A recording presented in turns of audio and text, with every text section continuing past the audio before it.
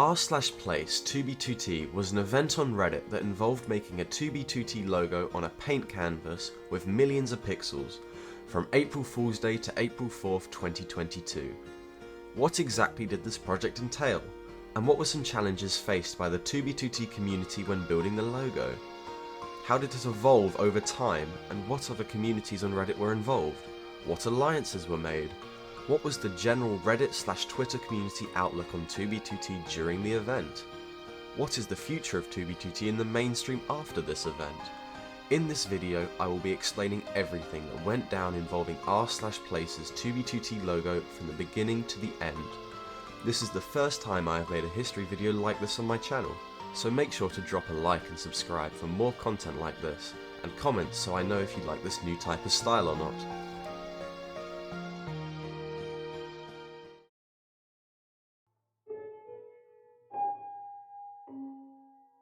The story of the 2b2t logo begins on March 28th, when Reddit moderators announced that the historic r/place event from 2017's April Fool's Day experiment would be coming back on April 1st of 2022. For more context about the event, r/place was a subreddit on Reddit where any and all users on Reddit could place pixels on a 1000 pixel tall, 1000 pixel wide blank white canvas. Users were given a palette of 16 different colours for the pixels, and could place pixels anywhere on the canvas with a limitation of 1 per 5 minutes. The last time r/place was active, the 2b2t logo was almost invisible, with text being only 1 pixel wide, and only a couple Reddit non-2b2t players maintaining the logo. The active player base was minimally involved, so when r/place was announced to come back, 2b2t players wanted to establish the logo to be more visible on the canvas. Players began speculating on when a Discord server would be made to coordinate the project, and by who. One of the first players to speculate about this was Smind, an established active player in 2b2t's community. He was one of the first people to come up with the idea, and so created a project Discord for people to join. The Discord quickly exploded in members, reaching 100 members rapidly. Players such as Waltz and Odpay were given leader roles, and a plan was quickly formulated. A 2b2t logo, much bigger than the last, would be constructed near the border of the canvas. When it was launched on April 1st, 6 AM Pacific time, another 2b2t player, Bucky Buck, was in a voice call with Odpay, who brought up Smind's server. They both knew in order for something as large scale as what was being planned to be created and maintained, they would need a bigger audience. They then decided to reuse one of Bucky Buck's large Discord servers that was based off the Talking Ben meme, and converted it into an r/place 2b2t Discord server. The Ben server originated from an inside joke in a server with Odpay, Bucky Buck and other friends, and it then evolved into a place for them to store recordings of people saying Ben. Chaos quickly followed, with players arguing about how Bucky copied Smind's idea, and other 2b2t group drama. A resolution was reached, however, when Bucky decided to step down as leader of the project, and gave the admin role in the Discord server to a neutral party, a player named Iron Exception. Smind would also be given leader roles, and gave leader roles back to many of the players who had it in his Discord server. The leaders knew that to have a successful project and involve as many active players of 2b2t as possible, group drama would have to be set aside. With a bored player base on 2b2t because of no public exploits, dupes or fun events, the Discord quickly grew in popularity, reaching 1,000 members. The following day, a plan was posted in an announcements channel by Smind. Leadership had developed the dimensions of the logo being 23 by 23 pixels. Following the patterns of the last r/place, there were rough ideas on where the logo should and shouldn't be placed, but nothing solid had come out of these discussions. A board of where red, green and blue pixels should go was also developed by Smind. On the day before the event took off, March 31st, the Discord's members started marketing the server to Reddit to get people to help them. Information was quickly spread, and 2b2t players such as Odpay began making alliances with other communities, such as Osu. People from other communities actually reached out to 2b2t players, knowing of the server's reputation and not wanting to mess with the community. This just goes to show how far and wide YouTube and FitMC especially have spread the idea of 2b2t being a server full of and a crazy, inhospitable environment. This picture of the server has helped the community become very recognizable in the mainstream. 2b2t also allied with other prominent communities including Green Lattice, Trollface, Pixels.space, r/place hotbar, Beef, and Territorial.io. The Trollface logo would end up being enveloped, but the server had 110,000 members, and it serves as a symbol of how far and wide the 2b2t community has reached on the internet in visibility. Green Lattice would end up becoming the most crucial community of this list, and would help the 2b2t logo greatly in its construction. An hour before the event started, coordinates of where the 2b2t logo would be positioned were made. A Discord stage and a Q&A channel were quickly set up for newcomers from Reddit and other communities, and hundreds of players began funneling into the voice channels.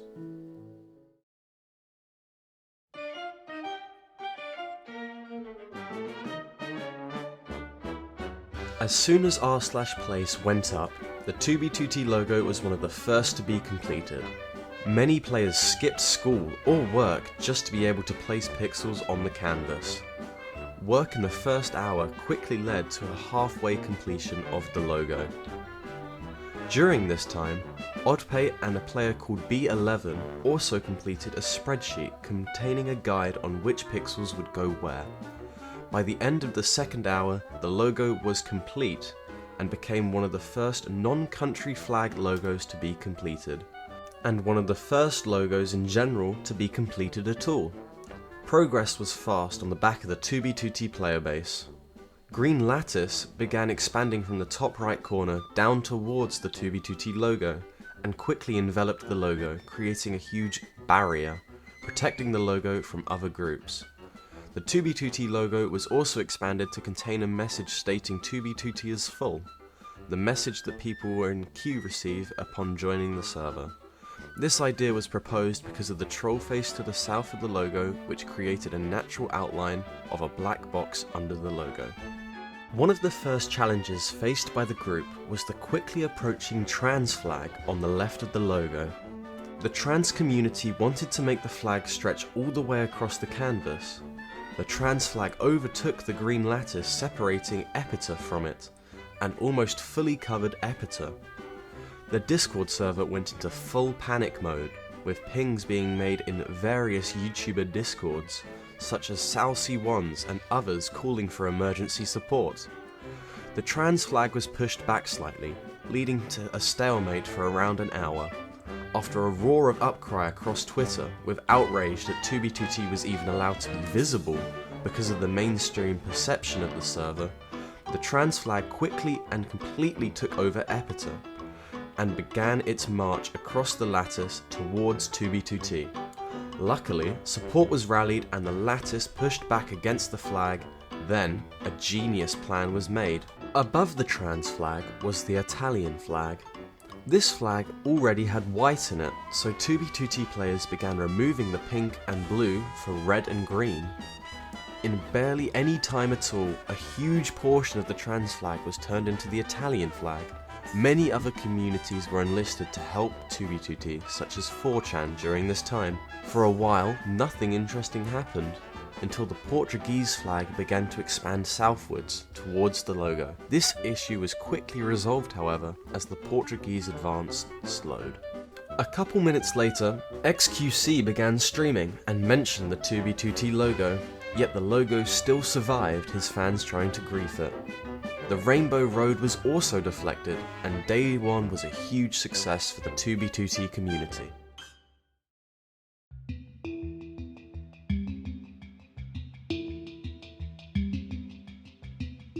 As soon as the American player base went to sleep, the logo began to be overrun. Slowly though, the logo was reconstructed. The green lattice surrounding the logo was invaded by other logos, and the Spanish flag continued to advance, but no major threats were made against the 2B2T logo. Methods to auto-verify Reddit accounts for pixel placement were also mass spread at this time. Nothing much happened until 9 AM, where the canvas size doubled. The player base began racing to expand the green lattice onto the canvas. People quickly realised that after the canvas doubled, the 2B2T logo was now at the exact centre of the exact canvas. A poll was made to either defend the old logo or make a new one somewhere else on the canvas, as it was likely that the logo might gain too much attention and be overtaken. The poll ended in a decision to defend the logo, as people also speculated the canvas might double vertically the next day as well. A bot was developed by ElectroY Mods, System69, Darknet and YQE for automatic drawing as well. A couple hours later, the bottom text was changed from 2B is full to Q360. At 12 AM Pacific, XQC began streaming to 150,000 people. He started the Purple Void, a road of purple pixels that went across the canvas, destroying random artwork, such as the Star Wars art and the Osu art. These communities tried to reconstruct their art, but they didn't really stand a chance. 2B2T was close to some of the places that XQC had targeted, but they weren't targeted themselves, luckily. Kit Nightingale in Jared 2013 began debating in a voice call to over 100 people, while nothing interesting was happening with the logo. We interrupt this program to bring you a special report. Hey, listen, that's all very meaningful to me. That'll be a no. Giving me a new perspective on the situation that we're in right now. But I just want you to know. I just want you to know that when I make my Reddit account, I'm gonna place a block on you, mommy. The logo officially reached 48 hours of existence during this period. The Monero logo began to be invaded, yet 2B still stood strong. A Housemaster logo and a Sugar Block logo were also griefed at this time, after around 3 hours of continued existence south of the 2B logo. Around 10 AM, the streamer Asmongold began telling his viewers to destroy the 2B logo. This quickly passed, however, as he was trying to build a logo in the middle of the canvas, but decided to move it further to the right. Around this time, the canvas also expanded southwards to make the canvas a square of 2,000 pixels on each side. At 12 PM, the logo began to be overrun, as Admingold's logo, the pot, was false flagged with the lime green pixels, making the streamer's viewers think that 2B was causing this. This caused a huge portion of the logo to be griefed in a matter of minutes. Asmongold didn't tell his viewers to attack the logo, however, but another streamer, Rubius, who was viewing the chaos, saw how the pot was being overrun, and told his viewers to attack the logo. Luckily, members of the Discord started spamming in Asmongold and Rubius' chat that someone was false flagging 2B on the pot logo, and they both announced to their viewers that they knew it was not 2B causing the damage. Recovery slowly began on the logo, and progress was slow, but by 2 PM the 2B portion of the logo was completed, and the bottom section that read Q was changed back to 2B is back. The bot that had been created by ElectroY Mods and others was also released at this time to the rest of the Discord. It didn't take long for people to figure out that there were quite a few issues with it. The bot essentially worked by providing an image to the server, which then placed pixels based on the coordinates provided by the image. This only works when the image itself is correct, but in this case it was not. Nevertheless, the work on the logo continued.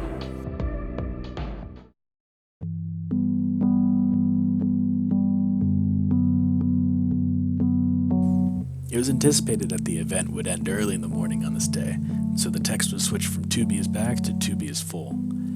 Nothing much happened, and the Discord server began to be archived and the project died down a lot. A couple hours later, Reddit devs trolled the pixel botters and basically turned all pixels white, so that logos like Osu in France instantly whited themselves out. Slowly, the canvas started to turn completely white, and in less than an hour, the entire canvas was just white. The project was ended in the Discord server as a result.